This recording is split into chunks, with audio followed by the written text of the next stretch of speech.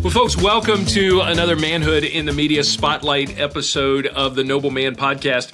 Got a really interesting one for you today. Another article from World Opinions. I pick up a lot of current events and information from that source. And the author of this article is Aaron Hawley, dateline October 26, 2023. Coerced to have an abortion. Subtitle here is Britney Spears' Unwanted Abortion Sheds Light on Pressure Women Often Face. And listen, I'm not a big Britney Spears fan. I honestly, I see a picture of her here on this article that I'm looking at, but I couldn't pick her out of a crowd. That's not the world that I kind of live in. But this caught my attention because apparently she is releasing a book pretty soon called The Woman in Me. And she shares a story of having had an abortion. So let me read this paragraph to you from this commentary, this opinion article. In her new book, Britney explains that she had an abortion against her wishes, describing it as one of the most agonizing things I've ever experienced in my life. Britney tells how she was pressured by her then-boyfriend, Justin Timberlake, into having the abortion. She writes, "The pregnancy was a surprise, but for me, it wasn't a tragedy. I loved Justin so much. I always expected us to have a family together one day. This would have just been much earlier than I anticipated, but Justin definitely wasn't happy about the pregnancy. He said we weren't ready to have a baby in our lives, that we were way too young and not ready to be parents. And so the solution then was an abortion to get rid of the baby." Now, I don't want to seize on the fact that this is Britney Spears and Justin Timberlake. I'm not a glitzy know who's who in the whole world of pop culture and all that stuff. So that doesn't strike me here as much as I think this is not an unusual circumstance where there is a female who has an unexpected pregnancy. Now, we could backtrack from this and say, well, if you weren't expecting to get pregnant, what did you expect to happen when you started having sex? And so we can deal with that whole other question. But the bottom line, when we get to this point, is we have a human being, we have a baby who is being knit together in a womb, who carries the image of God, the Imago Dei. And she says that she had the abortion against her wishes. I think that happens pretty frequently.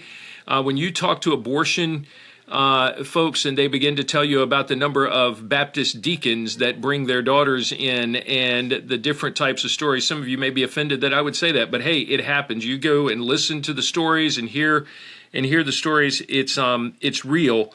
And so the question here is, how can we avoid this? What do we do as the church? And my big push with this in this article is, where is the manhood?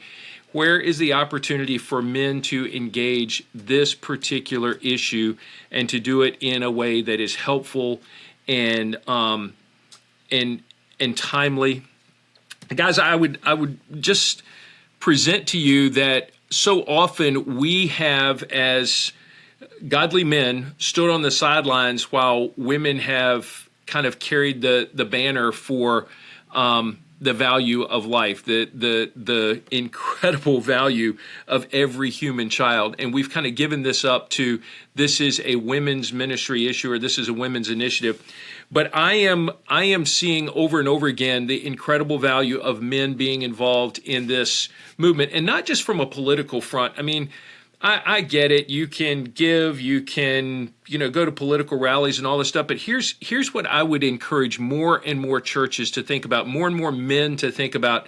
Do you know where the Pregnancy Resource Center in your community is? Have you ever been there? I would like to hear stories of more men being aware of where that place is, the Pregnancy Resource Center. And I would love to hear of more guys. I talked to Pregnancy Resource Center directors and board members, and many of them, because of what Noble Warriors does across the state of Virginia primarily, but because of what we do in engaging men, many of them will tell me, we would love to have a men's initiative as part of our offerings to our community. And so we actually have a guy, Carl Benjamin, who's on the staff of Noble Warriors, and he does part of his time in Roanoke working at Blue Ridge Women's Center, and he offices there. He's present, and he gets to talk to young men who come in. They are their girlfriend, their wife, their daughter, whoever has an unplanned pregnancy, and they may be going through some counseling, and then Carl has an opportunity to counsel this young man and ask him questions and be involved in talking with him. Because it's based on my understanding, the research tells us that young women who experience an unwanted pregnancy and are confronted with the decision of whether or not to have an abortion, often the decision about whether or not to move forward with an abortion or to move forward with keeping the baby and carrying it to term is dependent upon whether or not there is a supportive man in their lives who is willing to stand with them and stand beside them.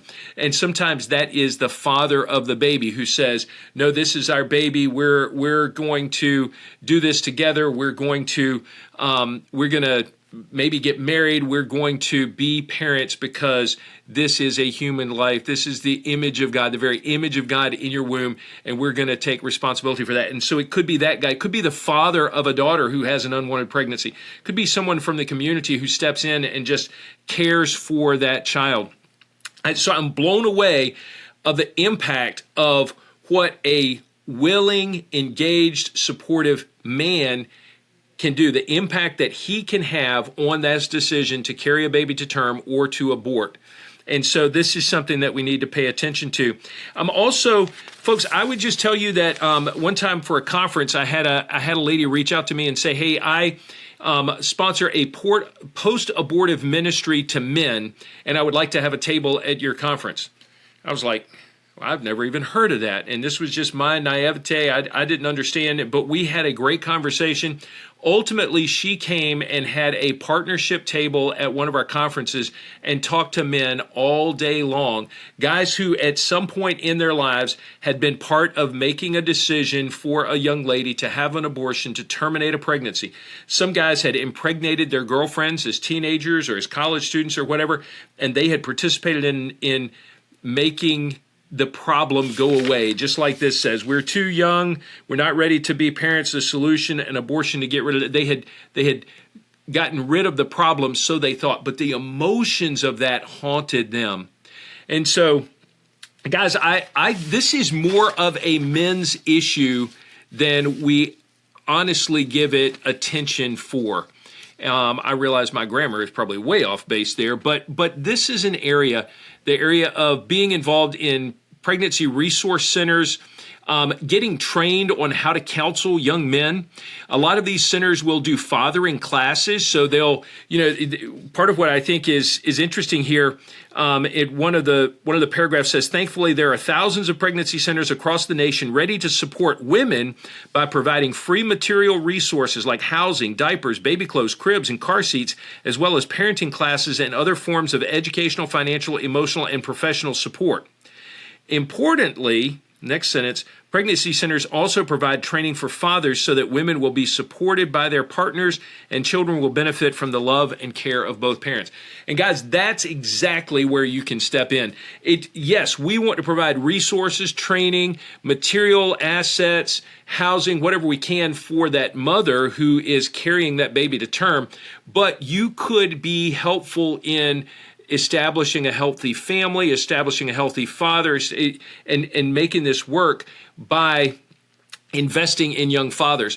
I know pregnancy centers sometimes will do fathering classes. They'll invite young dads in to talk about what does it mean to be a dad? How do you do that well? There are a variety of ways that you or the men from your church, a small group of men maybe who from your church feel called to engage this ministry, could find out where is the nearest pregnancy center. What could we do? Could we support this in some way? Could we provide resources for young men? Could we be present? Could we learn how to counsel men? You're not going to walk through the door and they're going to say, hey, just start meeting with guys. No, there are specific protocols that you have to learn. There's a process that you learn to become certified as a counselor. And I would just tell you, hey, don't bellyache about it. Go through the training, learn how to do this, get it right, and begin to be someone who makes a difference when a young lady like Britney Spears, I mean, this just blows my mind. She said, the pregnancy was a surprise for me, but it wasn't a tragedy. pregnancy was a surprise. It wasn't a tragedy. And I would just submit to you that even though the circumstances about which this pregnancy came about clearly wrong, I would say clearly sinful, but that baby has done nothing.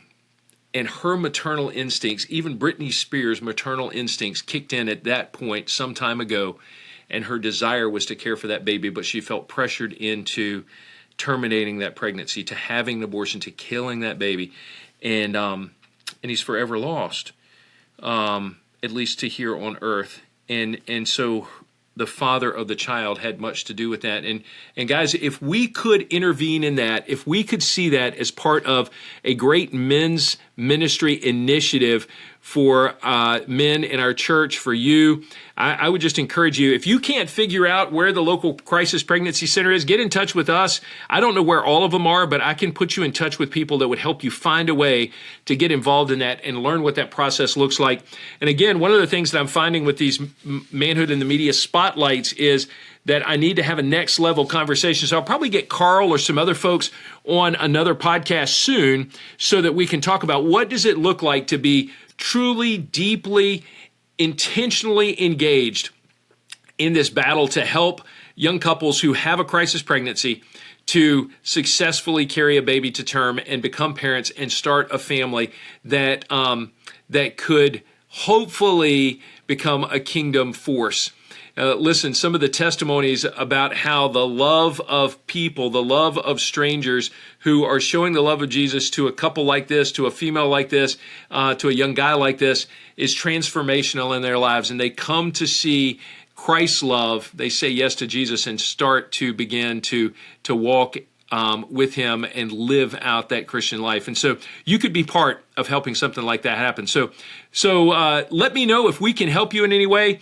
We'll put a link to this particular article and maybe even some other information like CareNet Pregnancy Centers is a network of pregnancy centers across the country, so that you might be able to figure out how to get involved in some sort of ministry like this. But guys, if this intrigues you, I pray that you will pursue it.